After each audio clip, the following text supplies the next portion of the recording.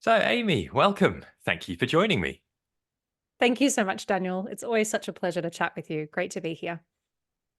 Well, thank you also for inviting me to have a chat with you. And for anyone listening, this is going to be a bit of a peak podcast moment in that I'm going to be talking to you about you talking to me, and then we're going to talk about talking to other people. So, it's in at the deep end. I love it. Great. Let's So do to it. give people a bit of context, the recent interview I recorded with you was for what you're putting together in the form of a summit, which is not a gathering of world leaders, but a gathering of perhaps in some contexts people talk of themselves as thought leaders. I personally can't stand the term, but it's people who are saying things or presenting things related to yoga that you find inspiring, and you've gathered together a number of influential voices, and I'm honoured to be among them. And I think it would be interesting to help people understand a little bit about how this came together, and particularly the title of it, Study Yoga. And that was for me the most striking thing, because you always hear people talking about practicing yoga or doing yoga, but you don't hear this word study so much. And as somebody who's often presenting courses requiring people to think of themselves as students and to engage in some study, I was intrigued. So why call it study yoga? Great question. I suppose the driving force behind that is because, well, on a personal level, I see myself as eternally steeped in studentship. I have this hunger to learn, and it can be dangerous territory to have a hunger for knowledge because then it's always seeking and seeking rather than assimilating, digesting, and applying. So I'm very conscious of that. But particularly as a yoga teacher and having mentored a lot of teachers as well, I think it's really important that we drive home that yoga is, and it sounds like a very stereotypical thing to say, I think, at least in my world, it's a Mhm. lifelong path, it's a lifelong practice. And that means it's continued study, continued inquiry, continued questioning and critical thinking, learning, unraveling, which you obviously have done so much in your work, as particularly in the realm of the history of yoga. This is such a huge area to dive into. And I think it's endless. And this is what's so fascinating. And when we commit to studying yoga, first and foremost, particularly as a means to deepening our own experience and also doing our best to retain some of the truer essence of yoga, let's say, I think it's for the good of all. And it's a very simple title, but I think that simple works. It attracts people who feel drawn to studying yoga, to going deeper into their practice, who are yearning for more. Because sadly, with the globalization of yoga, as we know, with the evolution and innovations of yoga, which in many ways have been very positive, it's been detrimental in some sense because so many of us are missing out on the just let's say the nectar of the path and the deeper teachings and the wisdom that can come from immersing oneself in these transformative teachings and the more subtle layers of yoga when we think about yoga in the bigger picture, not just being a postural yoga or a system of techniques. So I created the summit to draw in the people that resonate with this. They're looking for the yoga that's beyond the mainstream or the superficial, let's say. And by superficial, I'm not trying to be negative or critical. I just mean like surface level, people that Mhm. want more than the postural yoga.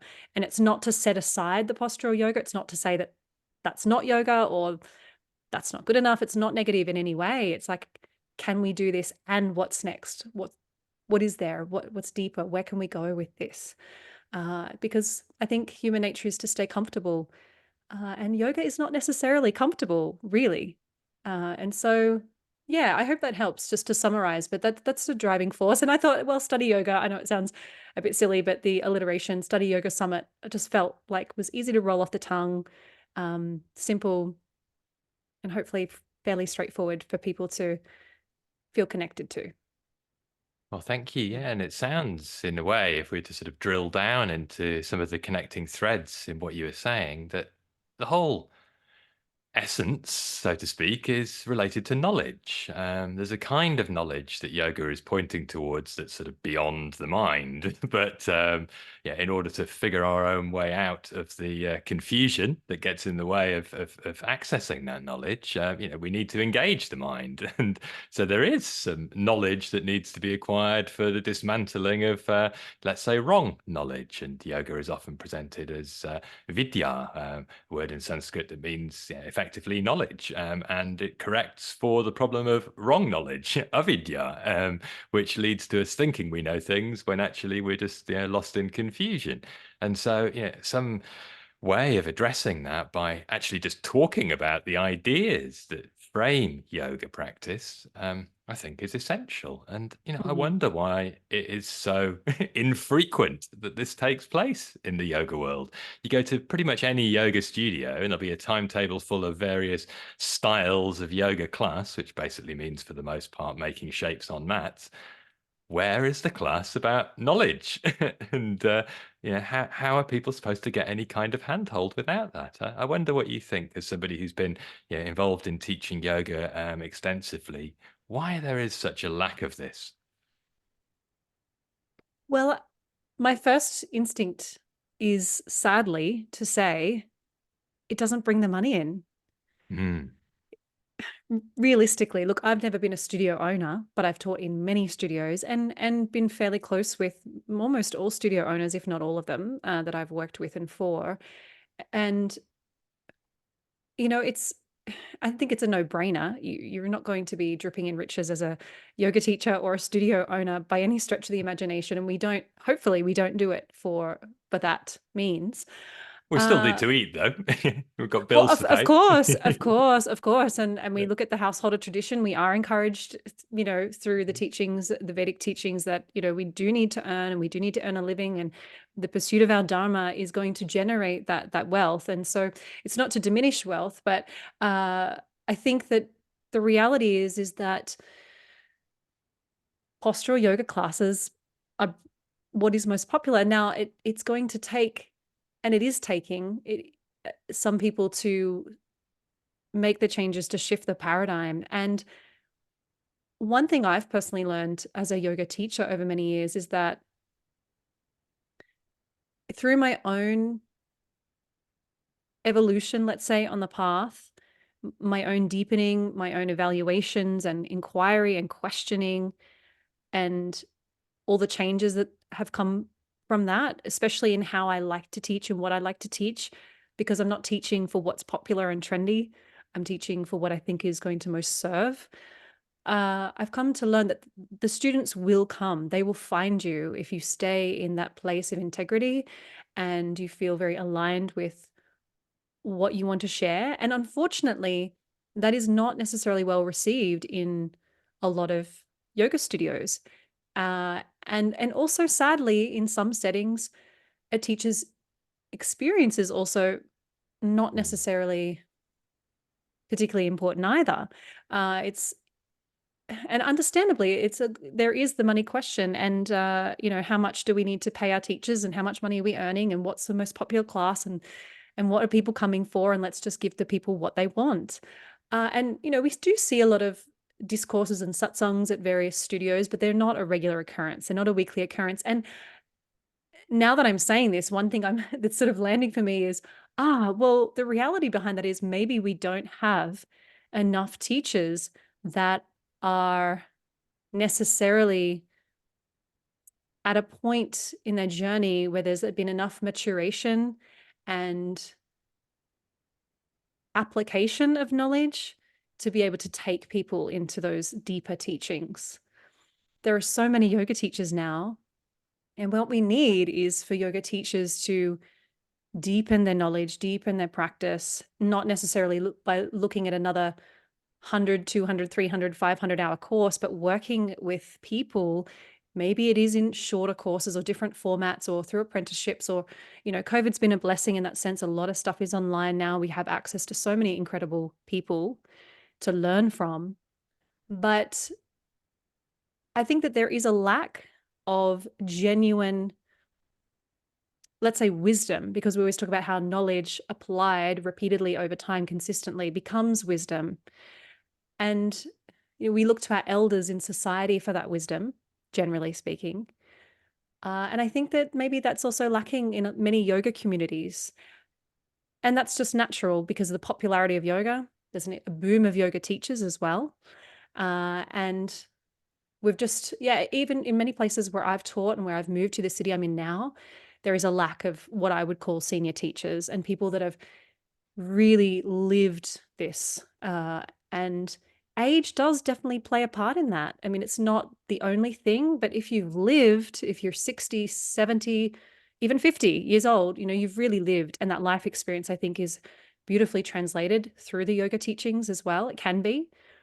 So perhaps I think they would be the main factors. There's the financial side of things with studios, and then there's also perhaps a lack of, or maybe the balance is off. Let's say maybe there are enough teachers out there with the wisdom.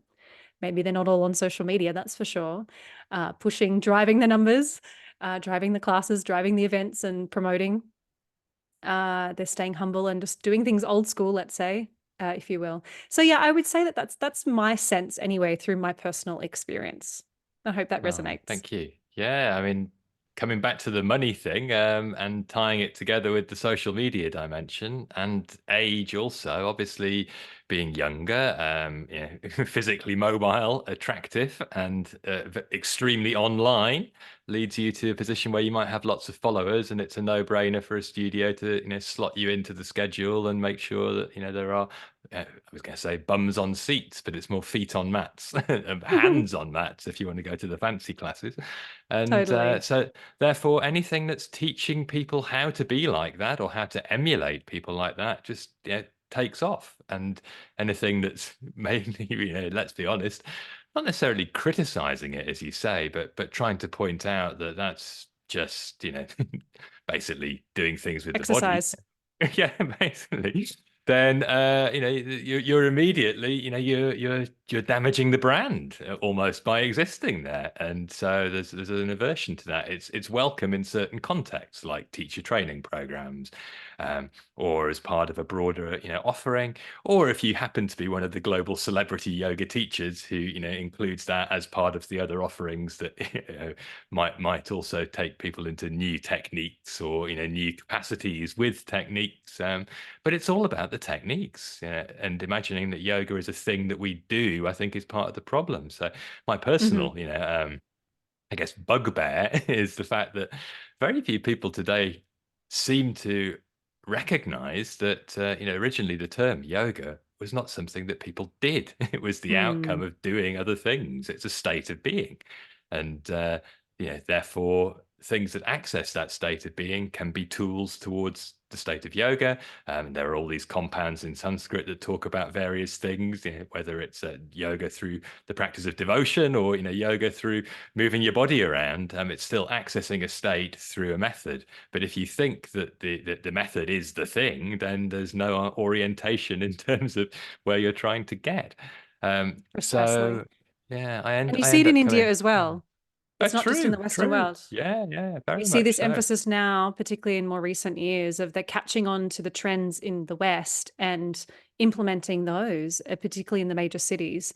Mm. And in some sense, I think, okay, that's a natural evolution, but it is concerning to see that happening, that, let's say, dilution, if you will.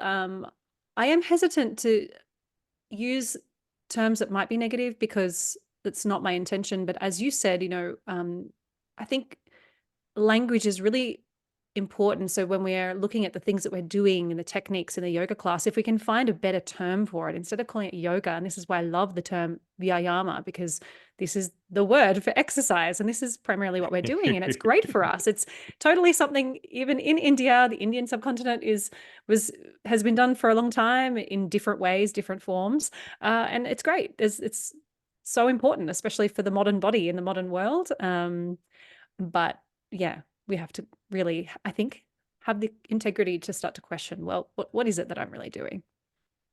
And Yeah. of course, it can be, enormously life affirming to get better connected to the body, especially in our modern techno age, where we're all not only lost in our minds, but, through the mind, zapped into a screen somewhere and, completely disconnected from our bodies, never mind the outside world. So there's definitely Hmm. a place for it, but it always helps to have a bit more context. And as you say, that is diluted more and more. And it's not to get all purist or become the yoga police and tell everybody off for what they're doing. It's just to note that unless this this message continues to resonate, the connection will just sort of vanish. And yoga over the years has been many different things. And if it only became a word for exercise, that would be a shame, because there's something much deeper and richer that it can also point towards. And yeah, I think that was sort of the message that I picked up through looking at the presentation of what the summit was about. Seemed to be sort of your intention behind it. And I'm curious, given that you've spent quite a bit of time in India and are involved in other aspects of Indian cultural, let's say, body discipline, in that you're a dancer. You're originally a dancer, I think, in Australia, and then touring before you got into Indian traditions of dance. But Hmm. you've got this engagement with Indian culture, and I wonder how that has led to you reappraising what you thought yoga was when you started out. How have your travels and studies in India shaped your relationship with this world of yoga? Hmm.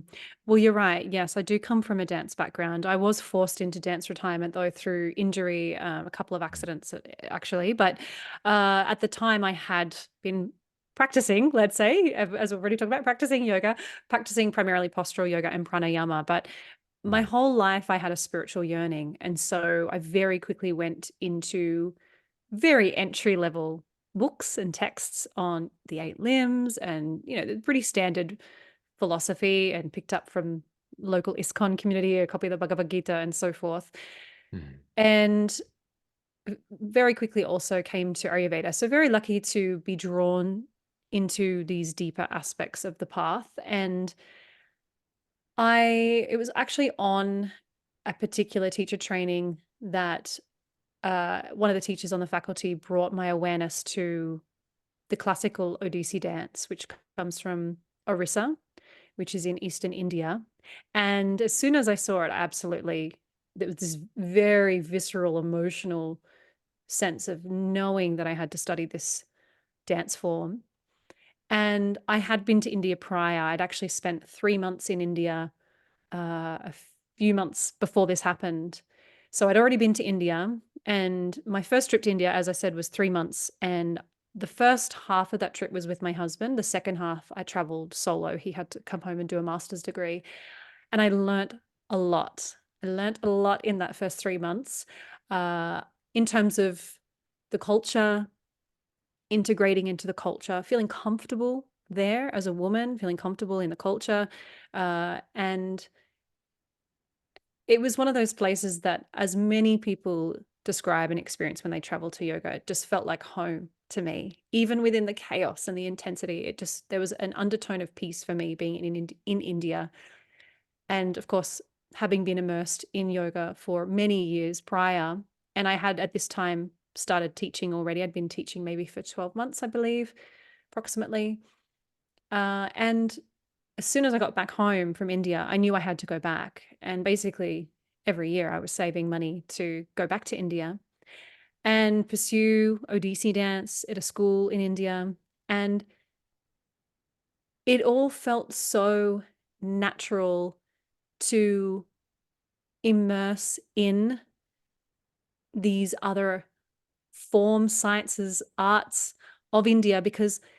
And one thing I've continued to, over the years, try to uncover is all the overlaps. They're mm. so intrinsically entwined with each other in terms of the physical training, but the philosophical uh, teachings underneath them all. Like, I don't see them as being separate uh, forms or techniques. I mean, they are in a very literal, physical sense.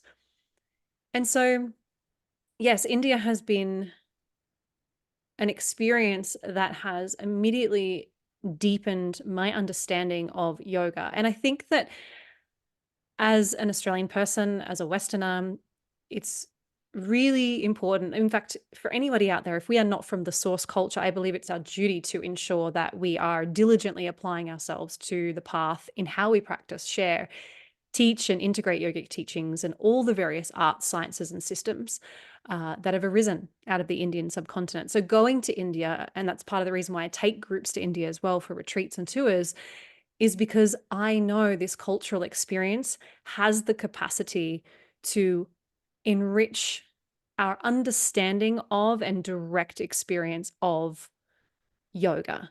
Uh, Mm. and I am reluctant to even use the word yoga because uh, it almost feels too simplified to say that.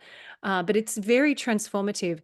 It depends on the type of experience you have in India. You know, if you have a very sheltered 5-star experience, very luxury experience, to me, that's very disconnected to the reality of life in India and the cultural context. Obviously, it'll give you a beautiful experience. You'll have a great time, but it's a very different experience. So just going to India for the sake of going without too much thought is not necessarily going to take you to this place that I speak of. But I think I am also hesitant to say, because I know that it would be argued, but I do feel it's essential for people at some stage to go to India if they do deeply care about their path and their practice and respecting uh, the Vedic traditions, the yogic traditions, and all the systems and sciences that have come out of India. And trying to, if you care deeply, if people are out there and they care deeply about learning all the facets of yoga beyond mainstream, then going to India is a surefire way to be able to do that 100%. Yeah. Thank you. I'm, conscious of some of perhaps the counter arguments. I mean, these days, one that people like to bring up often is, encouraging people to fly is a bad idea. We can park that one, I think, for the moment. But in the context of actually, what is yogic about India? There's all sorts of things in modern India that are deeply unappealing and very much at odds with yoga. Even down to Mm-hmm. the very hardline approach used by some people in the Indian government to conflate yoga with their own political agendas. And all of that's not very helpful either.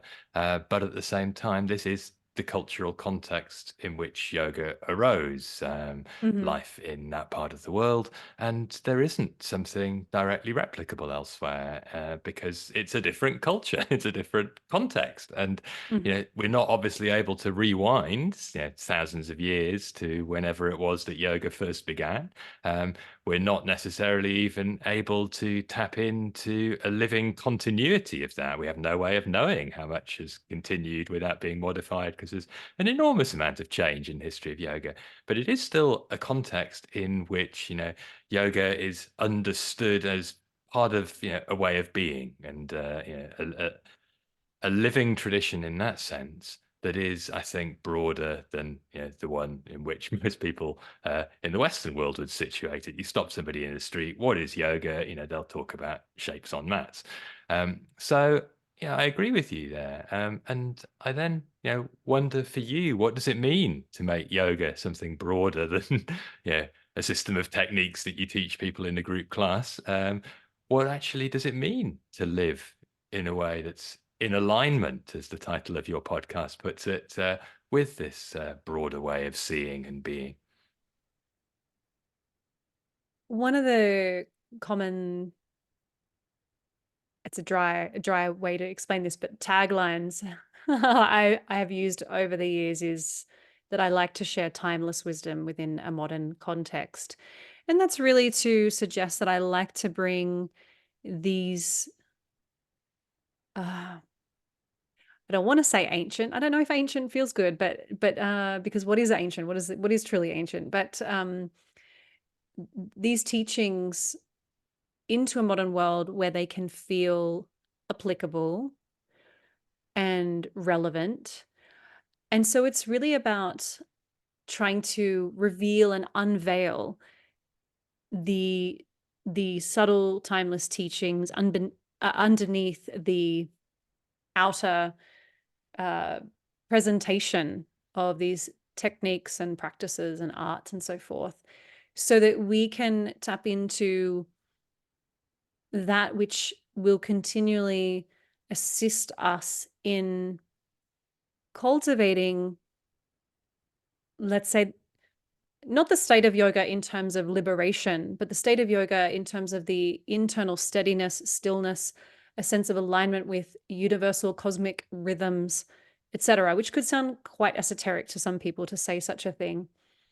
But as I have studied over the years, not only through yoga, but also through Ayurveda, I've dabbled a tiny bit into Kalaripayattu, the South Indian martial art form, and then, of course, through Odissi. There are, as I touched on briefly earlier, there are common threads there that start to reiterate the timelessness of what is underneath them all. What are we trying to tap into? And so I'm not sure if this is directly answering your question, but yeah, I think it, how can we integrate into our day-to-day life a sense that we are in integrity and in alignment with the fundamental teachings that are beneath the surface level, beneath, okay, let's be in ahimsa, let's non-harm, let's such a truth. Like, we make things very simplified, which is great because it's practical and applicable, yes, in day-to-day life. So I'm not denying that, but there's something beneath that in every art and system that I've touched in from India.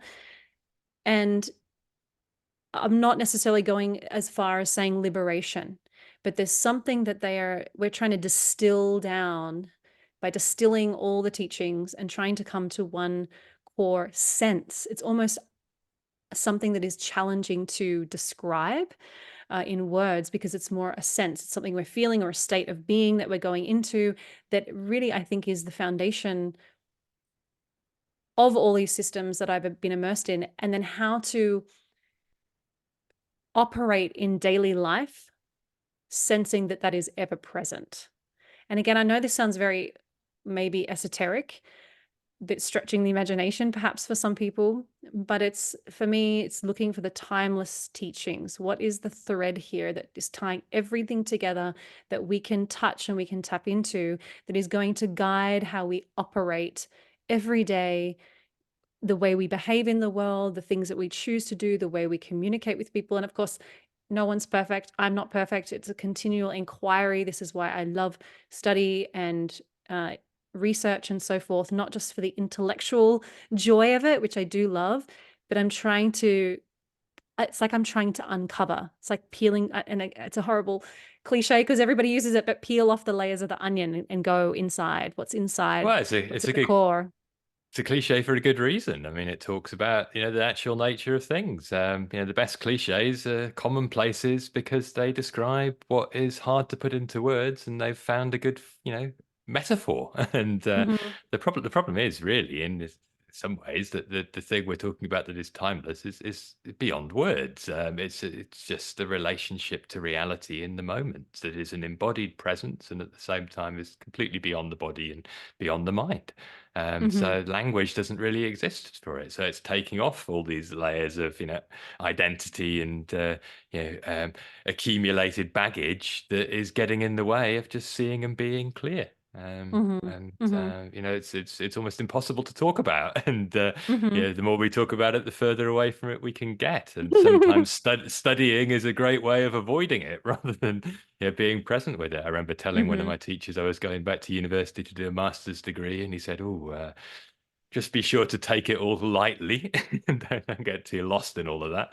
And I could see his point up to a point, because in the end, for an inquiry to be fruitful, it has to have some orientation, it has to have some direction to it in a way, it has to have some sense of being able to navigate for oneself when one is Mm. getting better aligned with this, whatever it might be that we can't put into words, and what's leading us away from it. And we can only figure that out in our own mind body system, and guidance is there from these old texts, but it's not always directly applicable because we're living in a completely different cultural context again. And even going to India won't plug us into the matrix of Patanjali's guidance or whatever it is that we might, reach for from the shelf in an attempt to make sense of making shapes on mats or how to live after having done that.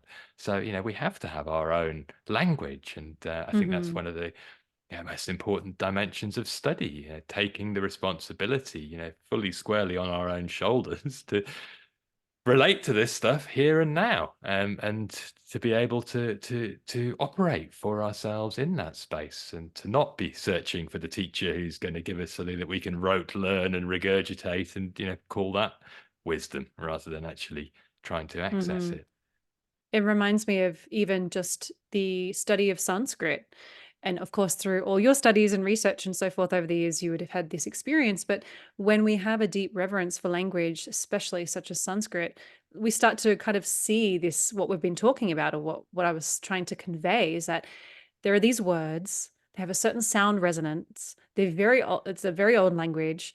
And there's no simple translation for any word. It's not like we can pick a word and Mm. everybody just agrees on the translation, and there's context to everything. And it's so beautiful and so layered. And by trying to reveal or unveil the essence of each Sanskrit word, but then each Sanskrit word with another, it takes us to these deeper layers of meaning. And it's not like we're necessarily trying to get to a specific destination, but just allowing ourselves to stay immersed in that state of constant inquiry, and allowing ourselves to remain open. And I think that, sort of tying into what we were chatting about earlier, is that, instead of focusing on what we might feel is wrong, or feeling disheartened by anything in yoga land, such as, even, we haven't spoken to this, but even such as misappropriation or heavily diluted, distorted portrayals of yoga. I think we need to be fueled by the desire to do better and to excuse me, to share the nectar, the essence, the beauty, the depth, and the richness of what we uncover through our continued study and observation and application. And we ask ourselves, how can we uplift, how can we preserve, how can we collaborate to continue to sort of excavate and thereby experience, and then potentially pass on what we reveal or what we've learned from the multifaceted diamond that is yoga. And I really get this from your book. Particularly, I found it such an incredible book, an incredible tool. It's not about learning something going, this is how it is, or that's how it is, this is right, this is wrong. It's constantly questioning. And even though we may not have answers, it's through the process of questioning, and being open to learning without necessarily receiving any answer, even ever, we, I think, remain in a far more receptive state and a far more emotionally steady and neutral place. And that doesn't mean we're, zen all the time. Like there's emotion there where we're living in the world, but yeah, we're looking for, I think there's some beauty and some steadiness that can be found in, remaining positive. How can we uplift? How can we uphold? How can we do good? Uh, but remain open in that we're not necessarily just looking for answers, but we're just looking, we're just seeking. And I think that this is a really wonderful way to uplift. And again, circling back in, this is one driving force behind curating the Study Yoga Summit, bringing together teachers who I believe are aligned in that they all serve the yoga community, the global yoga community, in a way that assists us in all rising together and all together, really upholding as best as we can what we know to be more of the true essence of the yoga tradition. There's plenty of that superficial stuff out there. And I know that there are so many people out there seeking something more, seeking something richer, and the community of people that are looking for more. And so that's why the summit brings us all together, brings all the guest speakers together to offer and share what they do with the community, so we can plug students into their incredible offerings and work in the world, but also just so participants can connect with other people and feel a sense of solidarity, and shifting their practice into an even more richer one. So I know that was a long, long, long circle we just No. went into, but yeah, just tying back into where we were at the start of the conversation. And uh, yeah, I think that everything we've talked about really drives home the value of and the purpose behind the summit.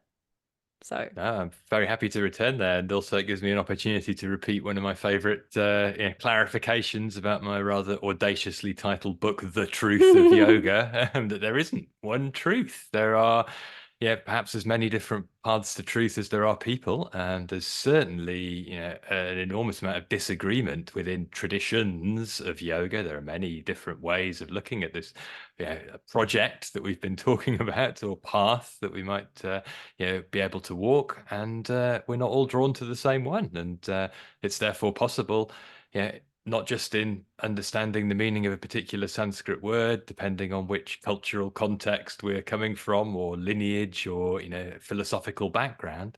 It's also possible to disagree quite constructively in a way that's conducive to inquiry, and it's through disagreement sometimes that we learn. It's the ability to hold this tension of opposites together, that we can find something that points a little bit beyond this idea that there's discord and we've got to pick one or the other, but there might be some synthesis that could arise from considering opposite points of view. And so with mhm. that in mind, I'm curious to hear, given that you've got more than a dozen people who you've spoken to in recent weeks for this, yeah, curious to hear about what they didn't agree about. Were there any striking ways in which people had, slightly different perspectives on what yoga is, or what studying yoga might mean, or in what they wanted to present or emphasize in talking to you? That's a really cool question, actually. I love that. And in some sense, even though it's a bit of a boring response, I'm kind of pleased to say that I don't think that there was too much conflicting ideas about it. And I think that that really drives home how all the people I've been able to bring together for this incredible event are just there's a really lovely, almost synchronistic connection with the bigger vision. Every single speaker is speaking to a different topic, facet. We're going into Jyotish Vedic astrology. We're going into the yogic diet. We're going into householder wisdom, like yoga in daily life, dance as yoga. We're looking into the Karana and Nataraja and the influence of Nepal, because a lot of people associate yoga to India, but actually there's a really, Nepal's not just about hiking. And so every speaker speaks to really different areas, and yet they all pertain to the same thing. They all come home to the same place, which is so exciting and so beautiful.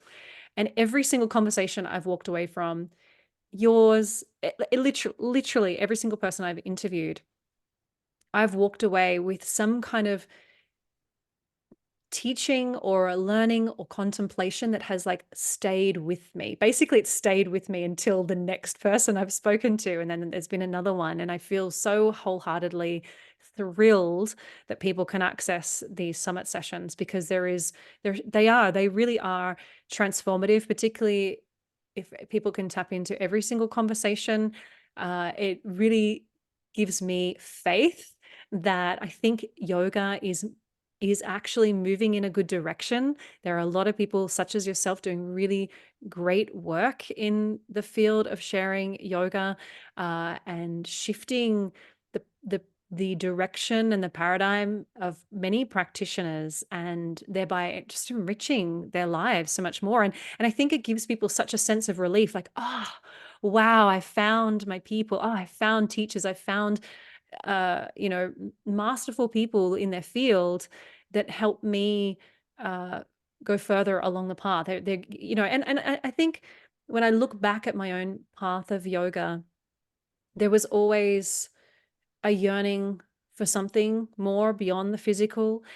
Even though I was a dancer and I did really love the physical practice and it helped with a lot of physical injuries, I was a very severe asthmatic. Pranayama helped me tremendously. Like the physical practice of yoga, I believe, is incredibly healing, but I was always desiring more. And I think Right now, my efforts are to help other practitioners find the people, find the books, find the study that I would have loved to have been able to find so many years ago to propel them forward along their path as soon as possible, really. And as I said earlier, the blessing of COVID is that so much is online now, and that's been a gift to many of us in many ways. People can study with yourself, and I've had access to teachers that I would have had to travel overseas to be with, and it's been a Mm. tremendous blessing. But yeah, look, in terms of the summit specifically, there are a couple of little interesting things, but nothing major. Interesting perspectives on the yogic diet. I thought was shifted my paradigm a little bit, and that's the thing. A Ah, lot of in what the way? Could you say? I'm curious because when you look at ancient yoga texts, well not so ancient, but medieval era, the Hatha Pradipika, it says the yogi should basically eat lots of cow products and sugar. I mean, it's yeah. not quite So saying that, but things that are sweet and pleasing and coming from a cow, and then there's sort of basically not much about what we might think of as a yogic diet. And the Bhagavad Gita just says don't eat too much. yeah, well, I think the perspective that there is no one yogic diet, even though we might like to Yeah. say there's a yogic diet, but that there could be two extremes, and it's kind of like when you know something but you didn't realize you knew it. You're like, yeah, that makes sense. So, for example, there was the conversation about the extreme of basically eating nothing, even being a breatharian, like these yogis who apparently ate nothing and they just circulated prana and they just lived off the air or off very little food at all. Maybe one bowl of rice a day or something like that. But then we had the polar opposite where the yogis supposedly could eat whatever they want. They could like literally eat feces off the ground and transmute it and transform it in, the poison into nectar. And so there's these sort of two polar opposites, eating nothing much at all, if anything, or eating whatever they wanted. It could be like, alcohol, it could be drugs, it could be anything, and being able to transmute that into something more powerful and more potent. So there's those two sort of polar opposite potential ideas about what a yogic diet is. But then there's also the idea of like, well, it's vegetarian, it's sattvic, it's no onions, no garlic. Um, or is it actually very similar to an Ayurvedic diet? Or does it depend? Does it depend on if you're a householder? Does it depend? And of course it does. Of course it depends. But it's just interesting unpacking these. And as I've already Yeah. touched on, we're not necessarily finding any answers, but it's just so wonderful and enriching to look at all the potentiality. Yeah. A framework for questions is worth any number of cheap, quick fix answers, in my opinion, because that's something we can work with, and it can teach us to ask good questions for ourselves rather than just expecting again to get the answers handed to us on a plate. And I often think, coming back to what you were saying about trying to offer what it is that you would have liked to have access to yourself 20 years ago. That's how I see my own work. And I found it very frustrating going and asking Mm-hmm. my, you know, um, early postural yoga teachers for some guidance on how all of this related to, the ideas of liberation or whatever else it might, I guess have been in my mind at that early day. I could, in theory, be aiming towards, and they just weren't able to talk about it. Whereas, had they at least been able to offer me some, I guess, rubric for assessing what it was I was trying to get at with my question, then I might have been a bit more able to interrogate what they were suggesting I read with some more benefit. For example, they say go to the Yoga Sutra. I just flicked through it, said where are the asanas? They're not there. None of this makes any sense. What am I doing? And had it been more of a question of, well, basically, first of all, who's asking the question? And secondly, where are you expecting it to take you? And thirdly, is there anything other than here and now anyway? Then immediately, my mind's blown a bit, and I have to start thinking about, okay, well, what is it I'm expecting somebody to deliver me, or am I expecting to be delivered from here and now? And that's philosophy. That's not rote learning. So I guess that's what I was getting at. So the more we can be invited into uncertainty, as Krishnamurti once put it in one of his book titles, freedom from the known. I mean, he was a funny one because he liked to rant about gurus, but then basically became the anti-guru guru.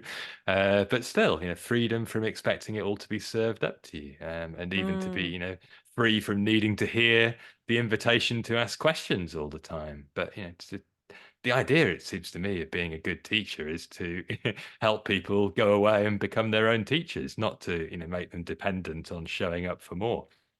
It's so interesting that you mentioned that, because it just reminded me how Krishnamurti's books of his conversations, obviously discourses, were so pivotal for me in my very early days. Mm, I'm not saying anything's perfectly correct or what have you, or you have to believe everything or relate to everything in there in the same sense, but they are profound books, and I haven't picked them up for many years. But yeah, so profoundly pivotal at that time in my life when I came to find yoga. But yes, I think asking questions, and that's what I really love about your work. When you propose things online and through your social media, you're always proposing things from a place of asking a question. And I love that. And in a world where people are like, this is right, this is wrong, or this is what I believe, come in if you believe the same thing. I think we need a little bit more open dialogue, and a willingness to maybe have no answers. And that's the beauty. And I always think of how there is a supposed meditation technique of constantly asking, who am I? Who am I? Who am I? Who am I? mm, Until the question just dissolves and there's no more mm, questions. And it's not like you've necessarily landed on an answer, but the questions become redundant. And of course, we are here, human beings living in the world. And so we need to operate, and the questions are going to be there, and the mind is going to want answers, or at least to inquire and understand. But underneath it all, it brings us back to, yeah, again, the stillness and the steadiness, and what's beyond the inquiry. And that's what I think is so beautiful. Even if we don't attain it or reach it necessarily, at least not steadily and consistently in our day-to-day life, if we can just grasp it even once, it's like that knowing that gives us a peace of mind. And I think that drives the path, drives the practice, drives the studentship, and the constant study, and willingness to stay receptive. mm. Oh, thank you. Yes, and coming back to the sort of theme of knowledge, there, the knowledge that is sort of beyond, intellectual knowledge, knowing in that sense. Yeah, that's what it's all about. And from a place of knowing, we can speak knowledgeably, but otherwise, it's just information. And I'm curious from your own perspective. I know you're working on a book in which you, as I understood it from conversation we had in the past, are weaving together some of your own experience as a practitioner and teacher to present an overview of what it means to be a yoga practitioner, but also some guidance in there too. And I wonder if you could say a little bit about what threads are connecting that project, and perhaps even if you have a working title that might help us to get a handle on how it all hangs together, that would be interesting to hear also. Well, it's funny because the book, so it's about 80% written, first draft, and I have had to put it on brief pause because of the work I'm doing with the summit and the very little windows that I have with two young children. But the book is, again, to fill the gap. It's the book I'm writing that I wished existed many years ago when I found yoga, and still to this day I can't find it. And that's how I feel about your book. It's the and I know you've said this. It's the book Hmm. that you felt needed to exist, and you wrote it. And I almost see it as a bit of a manual. And it might be a bit of a dry word, but I imagine, okay, this is the problem that I saw, particularly with chatting to many students over the years. So many people see investing thousands of dollars in a yoga teacher training as the pathway to learning more about yoga. Hmm. And I thought, how have we come to this problem? How are we here? What is this all about? And not only is that a problem, but the next problem is that most people invest those thousands into a yoga teacher training and walk away underwhelmed and Mhm. unfulfilled, and still with many questions. And again, this just circles back to the beginning of our conversation. Teacher trainings not always, but can make, particularly studios, a lot of money. Yep. It's the main source it's the biggest hit of income any yoga studio can make. Of course, if you do not have a physical studio and you're a yoga teacher and you just work yourself or online or in person, fair enough. Like that's going to be maybe your only source of income potentially, but many yoga studios offer them purely because they can see it as a huge financial hit uh, of income coming through.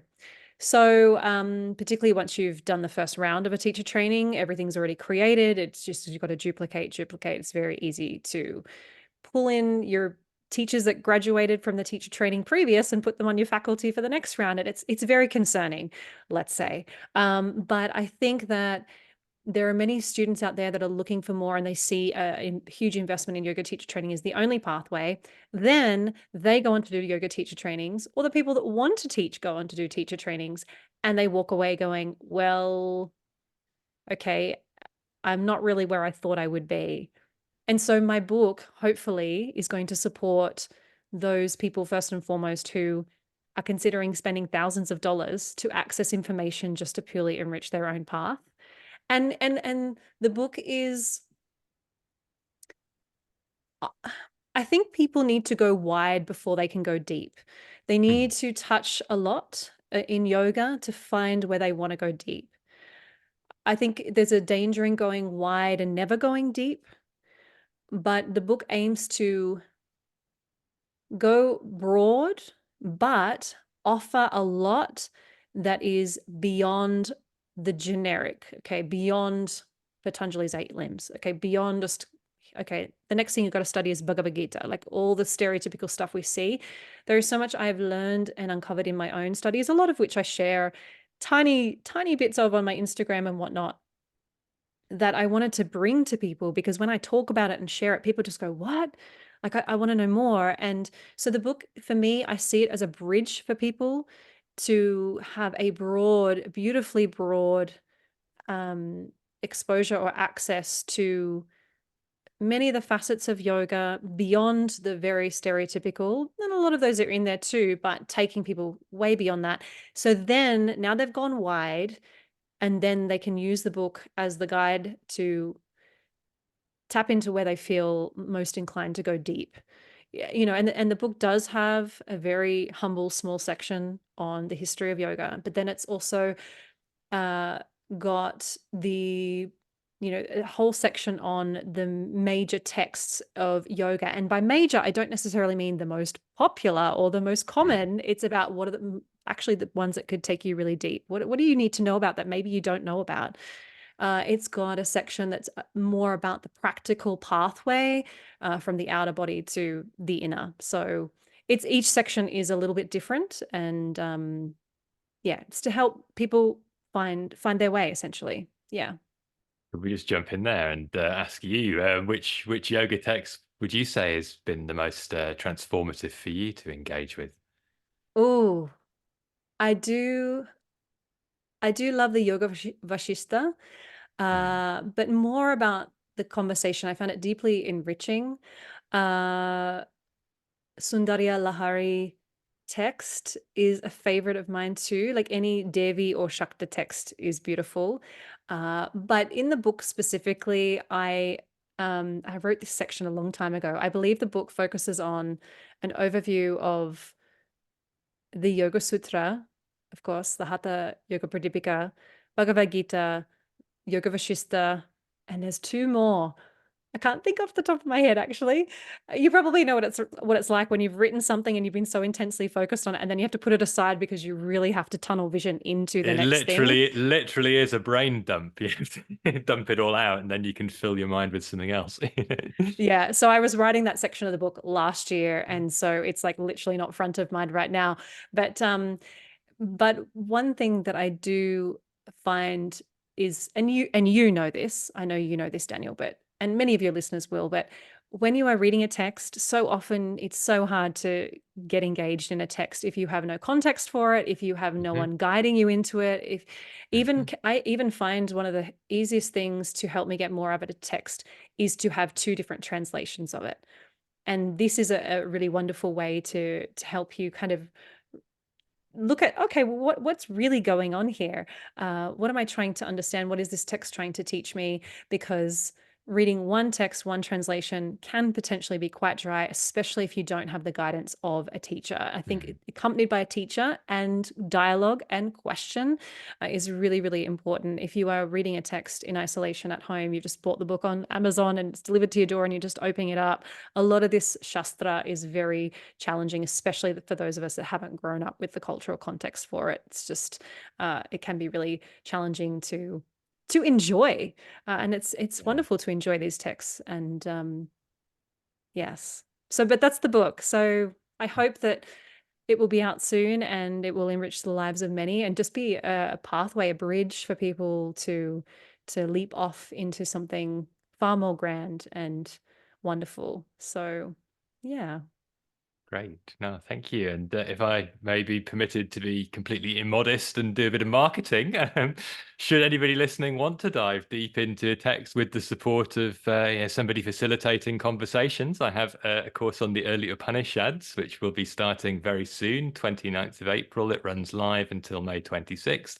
And that enables you to read passages from most of the early Upanishads, if not all of them. I think we've probably got a line from all of them in there. And we'll have group conversations exploring key themes and lots of opportunity to ask questions. So you can find out more about that via the link in the show notes. But coming back to where we started in your yoga summit, to which I will also be linking, obviously, and help people figure out their way there and how they can access. And anybody listening to this, long into the future, will also be able to get their way to the recordings. I just wonder, if you were to really sit back and think, what would you most like people to take away from listening to those conversations? If you could distill it down even to a sentence, just what's the deepest aspiration you have for somebody tuning in? I would say that I hope each participant leaves the summit with a sense of there is no hurry. There is no hurry, there is no deadline to achieving anything in yoga. And with that in mind, there is a community of people out there who value the deeper teachings of yoga and value upholding the various yogic traditions in the same way I do, and thereby just having peace of mind and having faith and faith in their path and their practice and just putting one foot in front of the other. And again, yes, that there's no hurry. These teachings are vast, complex. There's nothing to achieve. Just be receptive and allow yourself to digest and assimilate, because that's where the yoga is. It's through the assimilation and the transformation where we eventually get to enjoy and relish in the wisdom. Mm-hmm. Thank you. Thank you. Yeah, well, I'm really looking forward to hearing everybody else's conversations. So far, I only heard mine and I didn't really hear it. I was in it. So more to come. And I'd like to thank you again for sharing the background to the creation of the summit, but also to your own yoga journey. And I look forward to hearing more about that book and to reading it hopefully soon. So for now, Amy, thank you again. Wish you all the best with everything. Pleasure to chat. Thank you. Thank you so much, Daniel. Really appreciate it. It's an honor to be here.